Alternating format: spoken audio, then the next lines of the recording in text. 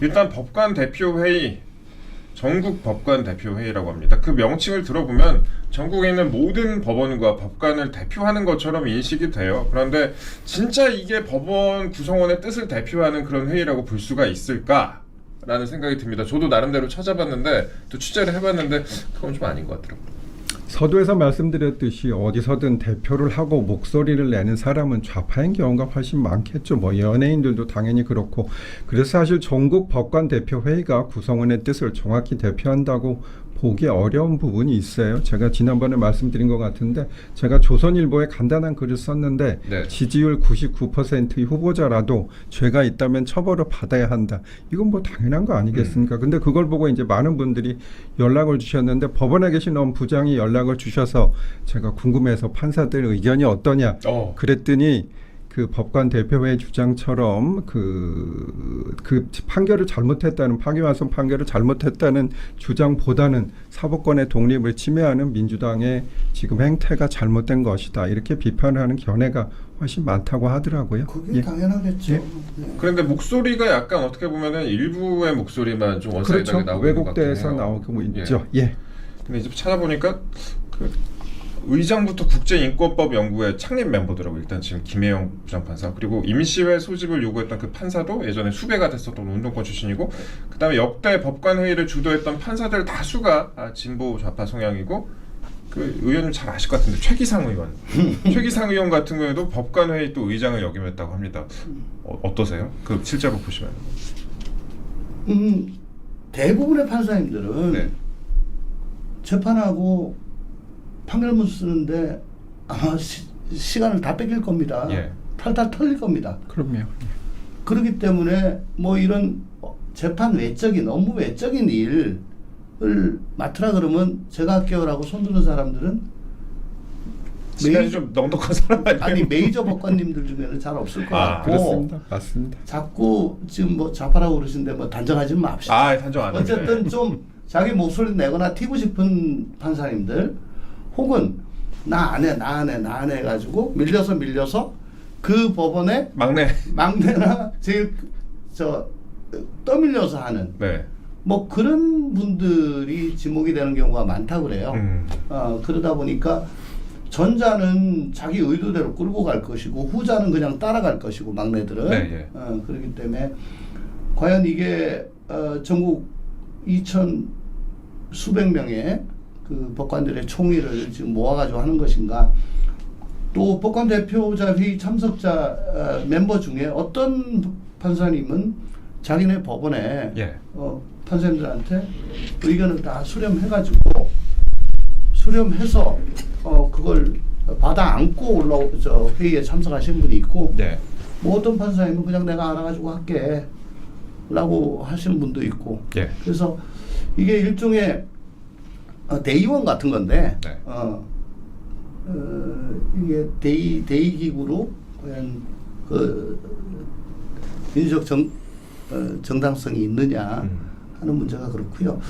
민주당이 저번에 조승래 수석 대변인이 그랬는데 우리는 법관 대표자 회의의 공식 입장이나 논의 결과를 지켜본 다음에 향후 절차, 즉 청문회, 국정조사, 또 특검법, 대법관 증언, 뭐 재판소원 허용 등 이 시리즈 요거를 어떻게 할 건지 결정하겠다 그런 얘기를 했어요. 이게 내 그걸 보면서 야 그러면 이게 대표자 회의의 주도 세력과 민주당하고 교감이 있는 건가 이게? 라고 잠깐 생각이 들었어요. 이게 민주당 차원에서도 여러 가지 지금 시나리오를 준비를 하고 있을 텐데 그게 이미 어떤 식으로 돌아가는지 예측을 해야. 그러니까 26일 날 대표자 회의해서 이재명 후보 대표 그 전합체 이건 이례적이고 사법부로서는 이거는 지나치게 정치에 관여하는 거다. 뭐 해서는 안 된다. 이러면 봐라. 저 내부에서도 이게 안 맞다고 하지 않냐. 사법부 정화해야 된다고 하지 않냐. 깨끗한 법정을 만들어야 된다고 하지 않냐. 라고 하면서 이제 드라이브를 걸 그 명목으로 삼으려고 지금 얘기가 된 건가? 난 그때 조승래 수석 네. 대변인의 그 발표를 보고 잠깐 그런 생각을 했었어요. 변호사님 보시기에 어떻습니까? 이게 지금 일단 그 예전에 변호사님 법원에 계실 때 그때도 법관회의가 있었나요? 그때는 상설 기구가 아니었어요. 상설 기구가 아니었어요? 예, 김명수 대법원장 있을 때 18년인가 그 예. 무렵에 아마 그러니까 법관 예. 블랙리스트 운운하고 나올 때 예. 그때 그게 조금 활성화되다가 김명수 예. 코트에서 예, 맞습니다. 예. 이건 내규 같은 거 만들고 예. 공식 기구로 만들었다고 그렇습니다. 그렇게 예. 알고 있어요. 사법행정권 남용 의혹 그걸 이제 수사할 당시에 네, 그 그때 무렵일 이제, 겁니다. 예. 그러네요. 그때 저도 이제 그 법관회에 계셨던 분들이 목소리를 좀 많이 냈던 그런 기억이 납니다. 기사에서도 많이 본 적이 있었는데 그참 보니까 김명수 원장 시절에는 대법원장 친위대라는 평가를 들었다라는 그런 보도가 또 많기도 하더라고요. 가끔 법원 대표들은 사실 뭐 진보 성향 모임인 우리법연구회, 국제인권법연구회 이런 출신 판사들이 많고요. 특정 정치적 입장을 대변하는 경우가 많다 이런 얘기가 사실 많긴 합니다. 그리고 제가 앞서 이제 의원님도 말씀하셨지만 지금 이제 대법원장에 대한 탄핵 시도, 조희대 대법원장에 대한 탄핵 시도, 거기다 대법원장과 대법관 청문회도 얼마 전에 있었죠. 청문회 얼마 전에 있었는데 여기다 또 특검법, 그다음에 서울고법재판부에 대한 압박 등 이제 과거에는 상상도 못했던 일들이 많이 벌어지고 있다라고 또 의원님 말씀하셨고, 근데 서초동 분위기가 좀 궁금합니다. 그 변호사님 이제 현업에 계시니까 법조인들이 어떻게 느끼나요? 이걸 이제 현업에 계시는 변호사님들이나 아니면은 지금 현재 판사로 계시는 분들이 지금 이런 압박에 대해서 저는 제 직장이 이렇게 압박을 받는다면 좋지는 않을 것 같은데 분위기가 어떻습니까? 제가 잘 아는 강민구 법원장이라고 계세요. 전 법원장이시죠. 예, 예. 지금 이제 예. 예. 이분이 한 얘기를 제가 그냥 옮겨 드릴게요. 감히 군사 정권조차 넘보지 못했던 사법부 수장의 권위에 대한 공개적 공격이 민주주의 대한민국에서 버젓이 벌어지고 있다. 그것도 탄핵이라는 이름을 빌려 법의 권위를 농락하고 사법의 독립을 무참히 짓밟고 있다. 그러나 더 충격적인 것은 이러한 명백한 헌정질서 파괴 행위 앞에서 법조계 전체가 입을 다물고 있다는 점이다. 이렇게 일가를 하셨어요. 근데 제가 또 어제 뉴스를 보니까 법조인과 교수 500여 명이 이재명 후보 지지 선언을 하면서 법치주의, 권력 분립 이런 얘기를 하시더라고요.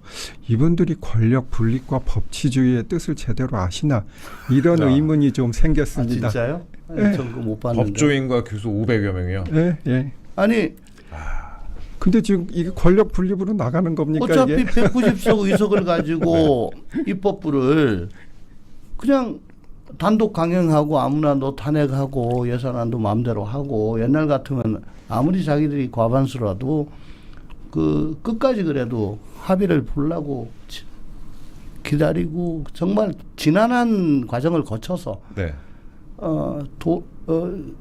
그래도 그 자제하고 관용하고 하는 그런 미덕이 있었는데 지금 없잖아요. 그렇죠. 그 법사위원장마저 일당으로 넘어가니까 지금 고속도로가 뚫려가지고 옛날엔 패스트트랙 올려봐야 거의 1년 걸려서 법이 돌아왔는데 그건 법사위원장 때문이 네. 아닙니까? 지금은 정청래 법사위원장이니까 일주일 안에 법이 정부로 가요. 그러니까 입법 완전히 끝났어. 대선 이기면 행정부 가. 예. 그러면 남은 거 사법부 하나인데 사법부 저 대법원장 아니 사법부가 입법부나 행정부에 비해서 민주적 정당성이 가장 취약합니다. 네. 그리고 저 행정부처럼 뭐 강력한 집행 권력이 있는 것도 아니에요. 상권 중엔 제일 약해요. 근데 자동차로 치면은 이건 브레이크거든. 브레이크가 안 잡히면 폭주하고 결국 사고가 나기 마련인데 네. 그러면 사법부는 어떻게 견디느냐? 일단 법률적 전문성으로 단단히 무장해서 그 어떤 경우에도 그 판결에 대해서 얘기를 할 수가 있어야 되고 나중에 네. 두 번째는 법원 안팎의 그 도전에 대해서 굳건히 버텨서 독립성을 유지를 해야 돼요. 조금이라도 정치적 영향을 받아가지고 판결을 했다? 그러면 법원 사법부는 있을 필요가 없어. 그건 북한이나 중국이나 뭐 이런 사회주의 국가의 사법부하고 똑같이 되는 겁니다. 네. 그렇게 그냥 이게 생기는 게 아니고 법원 내부에서 합심하고 노력을 해야지 이게 계속 국권이 지켜져 나가는 거고 그걸 보고 국민들이 지지하고 신뢰를 하게 되는 거죠. 그렇죠. 그게 사법부의 힘이에요.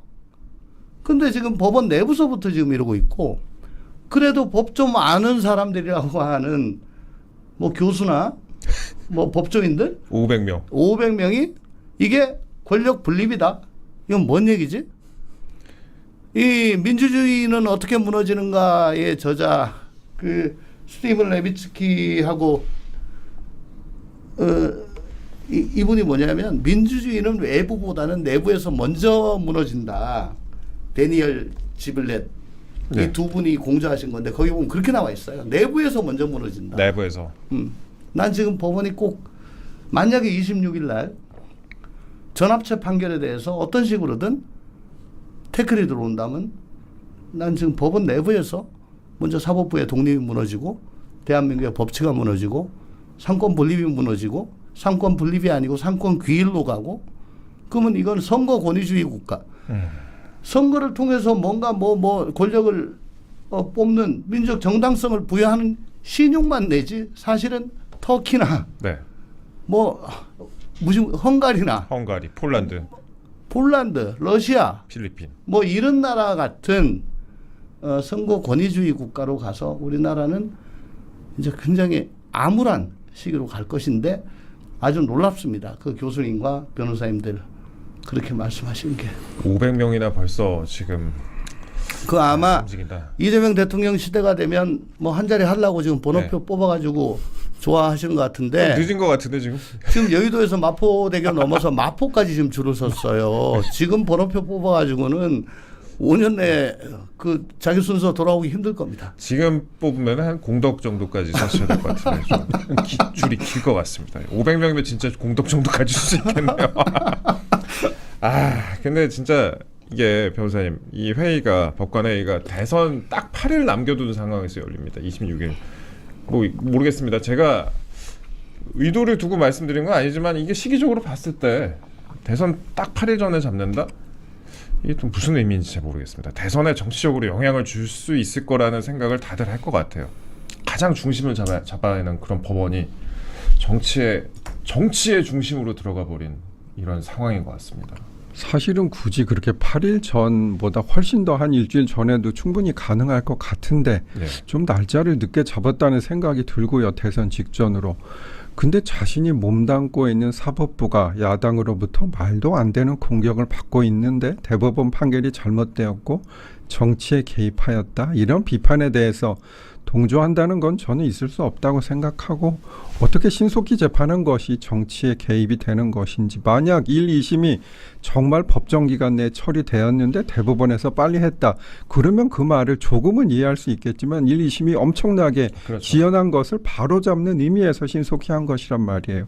그것이 어떻게 정치나 대선에 개입한 것인지 또 뭐 이거 3차 내란이다 이런 얘기도 아마 하신 것 같은데 이게 어떻게 내란이 되는지 잘 이해가 되지 않습니다. 내란이다. 네.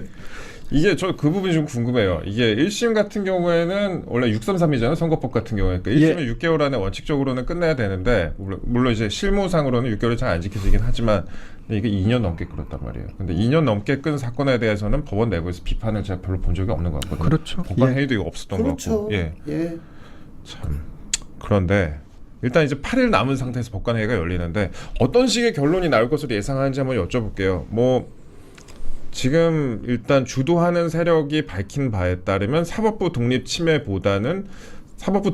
대한 비판보다는 대법원을 비판하는 식으로 대법원장을 비판하는 식으로 흐르게 될 가능성도 있을 것 같습니다. 그렇게 된다면 법원 안팎으로 파장이 만만치 않을 것 같습니다. 정치권으로도 그렇고요. 근데 주도하시는 분이 어쨌든 이 절차도 사실은 정해진 날짜에까지 5분의 1이 안 돼가지고 하루를 미뤄서 맞습니다. 시일을 더 주고 했잖아요. 절차상의 하자가 있습니다. 한 명 더 하면 뭐 된다고 그래서 그러니까 총 한 126분 되는데 과반 이상은 이거 할 필요 있냐라고 생각을 하셨던 거 아닌가라고 생각이 되고 만약에 그런 생각을 유지하고 계신다면 대법원 전합체에서 너무 신속하게 해가지고 정치적으로 뭐 편향됐다 이런 거에 대해서 그렇게 뭐 의결하고 할 것 같지는 않은데 대선을 일주일 정도 남겨놓고 전국 법관 대표 회의에서 이런 의결 사항을 발표를 한다 칩시다. 네.